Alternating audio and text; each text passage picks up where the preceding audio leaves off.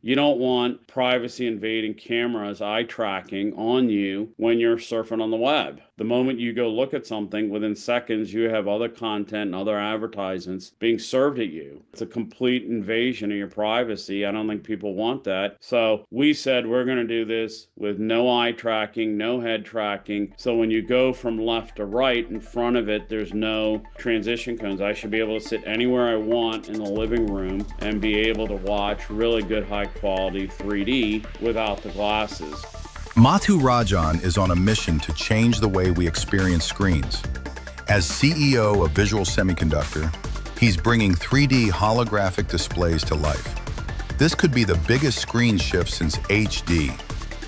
All right, cool. Well, look, lovely to meet you. So I've seen the TV now. That was very exciting, and obviously great to have you in Sergo. So look, just very quickly, I'd love to get a quick bit of background about how you ended up in where you are today. So, nice to meet you. My name is Mathu Rajan, and I'm the CEO of Visual Semiconductor. So, how I got started when I was very young and in my early 20s, I was still in school and I was finishing college and I got interested in gene therapy. I was thinking about getting going and trying to get like a master's degree in genetics or something and a PhD, an MD or something. And I was in college and was involved in gene therapy. We were trying to cure cystic fibrosis, and I was interested in congenital heart disease, and that's where you sort of take people have defective genes, and you go in and you splice the defective genes and you insert new genes, and that's how you cure the disease. And back in those days, we used to use dormant viruses, okay? And nowadays they're using mRNA. But it was exciting back then. That was in in the pioneering days of gene therapy. It wasn't as big like it is today, but it was very exciting. And what happened was my dad was running the division of some big companies. He had a consulting company on the side, and he asked me to do due diligence on various projects that investors were looking at, technology due diligence. And I told him, one of them they were interested in was environmental projects. I had told him, hey, I can come up with a technology to purify the water, looking at all the things they were looking at. I could come up with something very easily. I was young then and said, oh, I can do this very quick. I didn't know any better. So long story short, within a very short period of time, almost like a week or two, I came up with a formula that literally purified everything in the water. Everything from bacteria and viruses to all your metals like lead and aluminum.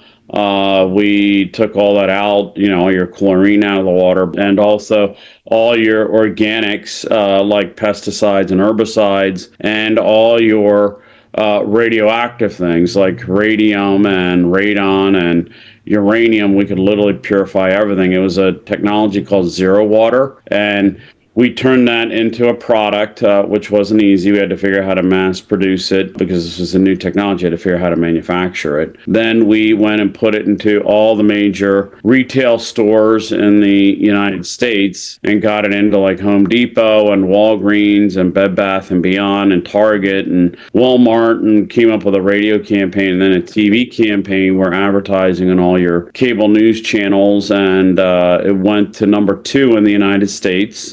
Number 1 in some markets, and it was very exciting. And we ended up selling the company to Culligan.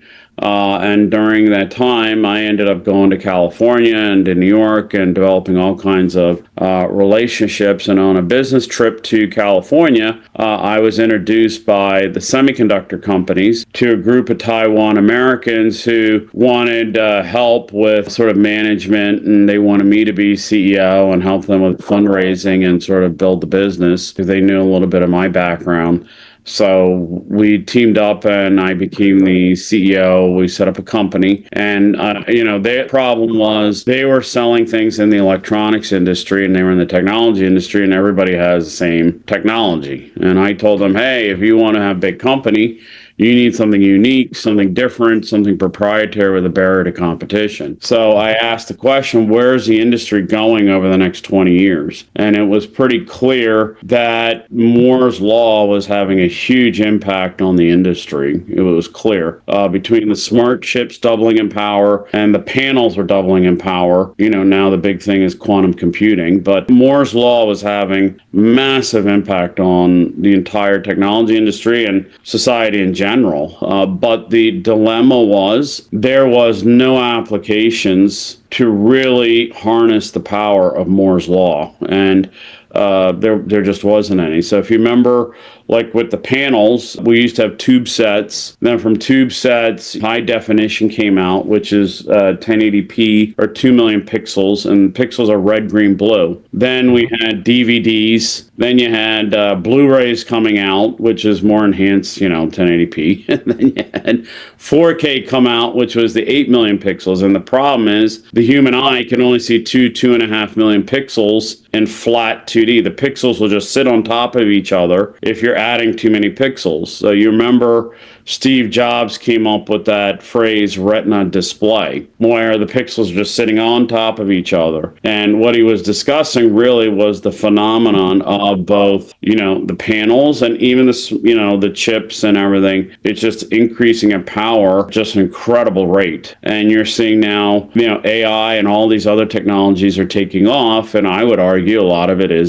because the base technology underneath it has exploded. But I mean, it's growing at an incredible clip, and that's why you see all these technologies being unleashed. So we said, okay, what is the way to take advantage of this phenomenon and create a unique technology? Then it was clear everybody wanted to go into the third plane. Third plane being like virtual reality, augmented reality, 3D, hologram, didn't really matter. But everybody was using the glasses and the goggles. And I thought that was crazy, for virtual reality and augmented reality to put on a goggle and sit there for hours, if you're going to watch a football game, that's crazy. Okay. Being able to wear a pair of goggles and even the glasses, they're incredibly cumbersome. And you have people now with glasses and there's some people who want to do glasses free, but they use eye tracking, where they track your eyes and they have a camera following you around all over the place. Okay. And if you wear the smart glasses, they have cameras on top of you. Here in Philadelphia, if you show up in a bar with the cameras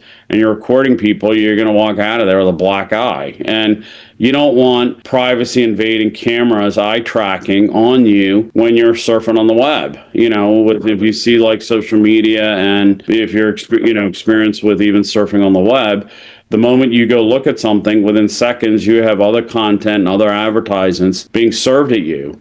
So everything's being tracked. Now, if they add another layer of tracking you and invade your privacy with eye tracking cameras and glasses with cameras on them, it's a complete invasion of your privacy. I don't think people want that when they're surfing on the web or they're watching a game or they're watching a movie. They don't want people tracking them and taking that data and then using it against them. So we said we're going to do this with no eye tracking, no head tracking. We want a continuous zone. So when you go from left to right, in front of it, there's no transition cones. I should be able to sit anywhere I want in the living room and be able to watch really good high quality 3D without the glasses, glasses free 3D and also glasses free hologram. So I worked with these Taiwan Americans. I agreed to be the CEO, and we looked at the technology for about a year and a half all over the world. What is the best glasses free technology in the world? There was only one way if you want to do glasses free, where you don't have the head tracking, eye tracking, you can move from left to right with no transition cones and everything. And that was using hologram technology. So we have a Visual Semiconductor using hologram technology to basically do glasses free. It's holographic 3D. We have some applications where we have a full 3D where it's 360, and then we have other applications where it's half a 3D. So sort of, I'm a half a hologram, and we use that to do the 3D without the glasses. So our technology works on TVs, tablets, phones, laptops, PC monitors, completely glasses free. We do holographic 3D, and you can sit anywhere you want in the living room, and you get a phenomenal picture. No, it doesn't matter where you sit. You can get up and walk around. There's no transition zones. There's no eye tracking. There's no head tracking. We're even working on a movie theater solution. So it's absolutely amazing technology, and we're very excited. And we're going to be rolling out glasses-free devices here in short order. Very cool. Very cool. Okay, in terms of the market size, when I watched the screen itself, obviously watching a film on it is very impressive, but clearly the gaming market is even bigger than just movies. So what, in your mind, is the total addressable market that you're going after with this technology? Well, the technology is going after the entire market. So our view is glasses-free technology is number one going to the content right now where people are using glasses and goggles. That's going to drop dramatically. Not as many. First of all, people aren't that many people are using it, but the demand for that will drop. Okay. Then, more importantly, it's going to carve even into the flat 2D market, because if I can really, all content works on this device. Doesn't matter if it's black and white movie, games, applications, or movies, or TV shows, or live events, or things like even like an Instagram or Google Earth or Google Maps. All your content can be in glasses-free holographic 3D, and it addresses all your content, even the medical market, and for X-rays, MRIs, laparoscopy, endoscopy, surgery. Doesn't really matter. And even like for automotive. So it replaces all the content that you can add this feature to your content. We are just adding a feature to your device, just like Wi-Fi or Bluetooth. It's a little module, goes inside your device that the manufacturers put in, and you have this feature. Then the consumer can decide, and the end user can decide what content they want to watch in this new format. But the plugins to save the content or format is going to be available to content owners all over the world. And you can also use your content off your phone, and your photographs and videos. You can put it in this format, shoot it up to the screen, or we're going to have a glasses-free phone. And so you can use this for all your content. Doesn't really matter. I do think some contents will be early adopters, like gaming is one, for sure. But I think all your content is going to get replaced. Your Excel spreadsheets can pop out. Your PowerPoints can pop out. Movies look great. Even black and white movies look great. They all look fantastic on the screen. And the more and more resolution you get, the further and further it's going to come out. And that you can actually see the pixels this time because they're in the third plane, not sitting on top of each other. They're in the third plane. So that's here and there.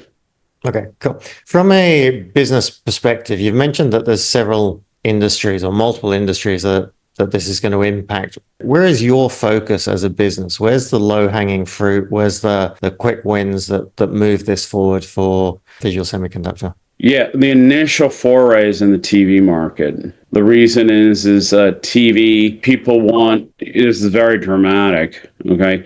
So if you have a giant size screen or a large size screen, we have a 65-inch coming out in if you have a 65-inch, it's very dramatic how it comes out. So, and also when you have a TV, you have multiple users. So that also shows that you don't need the eye tracking and the head tracking. So the TV category is the easy one to enter for us, but it's going to have impact across all devices, TV and all those things. And TV will have the impact, and we'll start with TVs, but we're going to have other sizes shortly thereafter coming out. Right.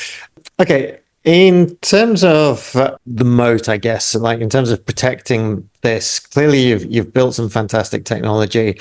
How are you protecting it? Are there patents? What's the... Combination of patents, and also we encrypt all the technology. Everything's encrypted. We use military style encryption, and we put that in there. Okay, cool. And so if you were to map out the most likely path to Visual Semiconductor becoming the dominant player in this space and trying to get as big a percentage of that total addressable market, what does that look like for an investor trying to understand? Right now, we are now going to have the chips available for TVs, and we are branching out into multiple sizes very quickly. We are years ahead of everybody else in terms of technology, and we are going to just flood the market with the technology. Our supply chain we've set up is gigantic, and it is flooding the market. How many patents do you have in relation to this? You know? Let's pass on that one. Okay. Okay. Okay. All right. I got to go back and look. I don't know the exact number. We're filing all kinds of patents. So, but Yeah. I don't No know. problem. So in terms of the manufacturing process, how does this get to a point that our investors, customers, more and more people get to see these? What's the process? We already have a supply chain set up where we have companies who make the chips and the films and all those things. And they are geared up to ship in the tens of millions of units per year. So they are geared up for all of that. And we have them geared up for everything to ramp up the revenue. So we already have partners who can flood the entire world market with this technology. So we are right now rolling out the TVs. We're in the process of doing that. As soon as we launch, we'll be scaling where our goal is to make this standard feature on every single device. There's 2 billion devices sold every year in the industry, like a billion phone, 200 million TV, and then laptop, PC, monitor, and tablet. That's another 400, 500 million devices. So it's almost 2 billion devices every year being sold, over a billion and a half. And so there's no reason why, because it's just a module. It's just like Wi-Fi and Bluetooth. You just put this in, and then you have an extra feature, and then a percentage of that will be using it. But over time, I think this will overtake even flat 2D over a long time because the content is readily available. And two, we don't consume a lot of bandwidth. This goes back to the Retina display that Steve Jobs talked about. If you go and try to ship 8K files, okay, 8K movies, you're talking about hundreds of billions of dollars of cost. Okay. Our technology is metadata. So we take your content and we just fill up the zone with the pixels you're not using. In 8K, you're just wasting the pixels because they're sitting on top of each other. So you're not going to go out and buy an 8K phone. You could if you're going to do glasses-free technology. Okay. But if you're doing flat 2D, it's a waste of pixels. So that's why you don't see the 8K TVs flying off the shelf like the 4K TVs. So ours will, you have an excuse now to get more pixels, and then that creates more elaborate applications. Okay. So, as an example, once you start rolling out, this is terrific for the AI companies because that content can all be shown in glasses-free 3D. Now it'll be very dramatic, much more dramatic than it is now. Now we're shocked when we see the AI, hey, wow, look how much they're improving, which is true. But if it was glasses-free holographic 3D, that's a whole nother issue. That AI is going to look substantially better in glasses-free 3D. The glasses-free technology dramatically helps the AI companies because their content will look just absolutely amazing. The answers can come out in a holographic format. Then you really do look like the future once you combine the two together. So they sort of work hand in glove, glasses-free and AI. Right. So just looking at that, so one of the challenges with AI right now is it's evolving so quickly, like iterating incredibly quickly. For you and your technology, how future-proof is it? How much iteration do you think you'll need to do? From what you've said so far, it sounds like it's almost fully formed for at least the next few years on devices. No. The way our technology works is it's hologram. And we take the extra pixels and put it in the zone in front of you. So panels, again, are doubling every 2 years or so in power. So you had remember, high definition, then which was 2 million pixels. You have 4K, which is 8 million. Now you have 8K, which is 32. We already have companies bring us 10K, 12K, 16K panels. The more pixels you have, the more it goes in space in front of the device. So the more it becomes like a real hologram, you don't actually be able to see the pixels. So with the AI, things will just become more and more lifelike. It'll look like real life, and you can do all kinds of applications. So we're talking about generations and generations that will use this technology. It'll keep improving, and two, it'll become part of everyday life, just like Wi-Fi and Bluetooth, and it'll become something you're normally used to, because flat 2D is done. It has hit saturation point. You don't see the 8K TV selling. You don't see an 8K phone. You don't see an 8K tablet. You don't even see a 4K phone. The panels have been stagnating now for a couple of years. So this will unlock all the panels and unlock all the applications that go with the extra pixels. So now your content of today, the content in the future will not look like the content of today. Obviously, we're not there yet. I have a view of how that's going to look. That's why we spend all this money, but it's pretty clear to me how this is all going to evolve. And therefore, the future will change dramatically with the AI, the advent of AI now being intertwined with glasses free. The combination and glasses free holographic 3D, the combination will be just breathtaking. With the way the content's going to look. I mean, it's going to be more and more volumetric in front of these devices, and it's just going to be out of this world. You won't want to wear the goggles and the glasses. Okay. Already people don't want to wear the goggles and the glasses.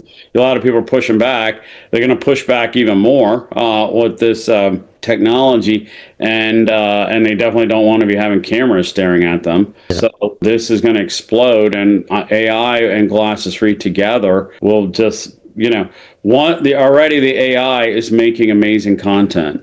Wait till they get a hold of glasses free. Then they're going to just blow your mind away with the stuff they're going to do. Okay, so you're already generating revenue. Who are your first customers, and who are you expecting? Obviously not names, but who are you expecting to be the bigger We already have a purchase orders from companies like SciStar. Okay, we have not made the announcements yet, but a number of big brands have basically begun working with us both on the content side and on the hardware side, and they have started working with us, and we're going to roll this out everywhere, and going to be exciting. You're going to see a whole bunch of announcements from brands and content companies and everybody else taking the technology. Nice. And I know it's still fairly new, but what are you expecting the average size of these deals to be in terms of revenue for Visual Semiconductor? We already have over $160 million in purchase orders. So, and that's just with a small number of customers. We expect a lot of the major companies to take that, and just doing the math, right now, if you look at the whole industry, there's between 1.5 billion to 2 billion devices sold every year. We expect this over time to be standard feature on at least the new devices. We think this technology is going to become standard. We believe that it will be. That's based upon what we've seen. We don't see any reason why it can't be ubiquitous where everybody's taking it. We see no reason why it can't be, everywhere. And so the 160 million in forward orders that you've got, what are those clients looking to use your technology for? They're using it for TVs, phones, tablets, laptops, PC monitors, and all the content companies want to show their content in a glasses-free format. So this will be another flavor of your favorite content. In all of these contents, whether it's movies, TV shows, or gaming or applications, there's a hardcore niche group. You remember, you have the Star Wars fans, and you have the Star Trek fans and everything. So there's the hardcore group, and those people want to see their favorite content in this format. So they love to see it in this new format. if you can tell people, hey, you get to see your favorite content in 3D or hologram without having to wear glasses and goggles, that is a big thing. So, all of us have our favorite content. People would love to see their favorite content in glasses free. Yeah. That's I'm guessing, having seen the technology myself, I'm guessing that the typical sales cycle for you is getting shorter and shorter as people see the technology, and presumably once it starts to get rolled out and more people see the technology, they will want to have access to it. Is that kind of your experience? Yeah, there's a lot of word of mouth and referrals. It's word of mouth is spreading. Mm-hmm. What is your revenue model? Is it how does we it work? sell a chip and a film. We're a component supplier, so it's like Intel inside. So we sell a chip and a film, and then you put it inside, and then our technology's in there. So it's basically like Intel inside. Okay.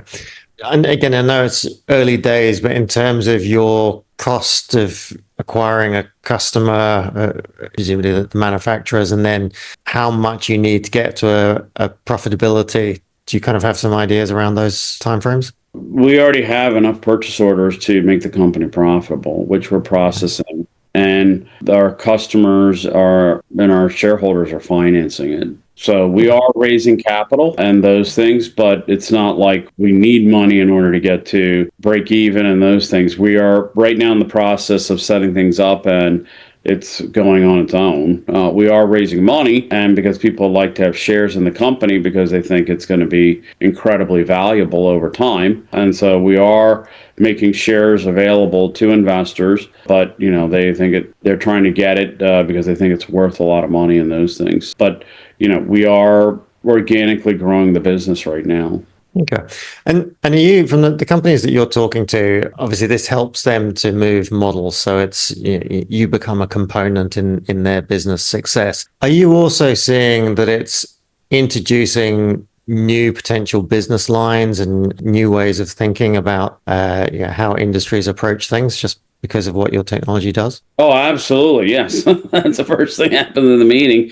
They're so excited that, hey, this opens up a whole new way of doing it for both the hardware companies. We can upgrade all of our chips and panels, and we have this whole new feature around it. And content companies are the most excited. They believe it's going to replace their core business. They believe that you're going to see all your sporting events and movies and games in glasses 3D. They believe that's what's going to be happening in the future. Perfect.